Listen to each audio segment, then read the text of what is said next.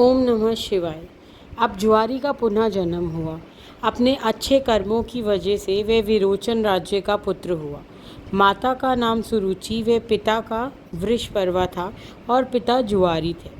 जब से वह माता के गर्भ में आया तब से दोनों की मति उत्तम हो गई थी। वह अधिक दान पुण्य करने लगे। उस समय इंद्र दैत्यराज विरोचन को मारने की इच्छा से भिक्षुक रूप धारण करके वहां आए और बोले, राजन, मुझसे अपनी रुचि के अनुसार दान मिलना चाहिए। विरोचन ने कहा, यदि आपकी इच्छा हो तो मैं इसी समय आपको अपना मस्तक भी दे सकता हूँ, अपना राज्य भी समर्पित कर दूंगा। इंद्र ने विलोचन से मस्तक मांगा और उन्होंने प्रसन्नता के साथ अपना मस्तक काट कर दे दिया। तीनों लोकों में दान से बढ़कर और कोई वस्तु नहीं है, अतः विलोचन का दान तीनों लोकों में प्रसिद्ध हो गया। अब ज्वारी का जन्म हुआ। वह पिता की मृत्यु के कारण उसकी माता भी शरीर त्याग कर पाताल लोक चली गई। अब शुक्राचार्य ने पुत्र का राज्य अभिषेक किया और वह ही बलि के नाम से विख्यात हुआ। अब जैसा ही हम पिछली कथा में बता चुके हैं कि बलि ने इंद्र का पद प्राप्त कर लिया था। अब अपनी तपस्या से वे स्वयं ही इंद्र, सूर्य, अग्नि, वायु का काम करने लगे। वे अकेले ही तीनों लोक का पालन करते थे। अब बलि ने असुरों को पाताल लोक छोड़ स्वर्ग में आने को कहा।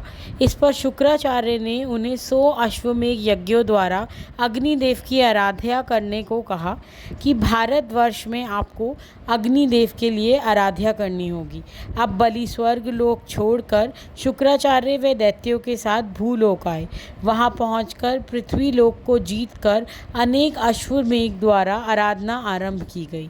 अब बलि का अंतिम यज्ञ रह गया था। तभी विष्णु जी वामन रूप में वहां आए और बोले, उस समय स्वर्णगण भगवान विष्णु की ही महिमा का गान कर रहे थे। तभी भगवान विष्णु ने सामदेव ऋषियों का गान किया। तभी वामन जी ने कहा, दैत्यराज हिरण्याकश्यप के पुत्र प्रहलाद जी और उन्हीं प्रहलाद जी के पुत्र तुम्हारे पिता थे, जो संसार में विरोचन के नाम से विख्यात थे। तुम उन्हीं महात्मा विरोचन के पुत्र हो। तुमने तीनों लोकों में दान पुण्य किया है, तथापि मेरे लिए तुम्हें 3 पग पृथ्वी देनी चाहिए। तब बलि हंसते हुए बोले, मैं पर्वत, बड़े बड़े जंगल तथा द्वीपों सहित समूची पृथ्वी तुम्हें दूंगा।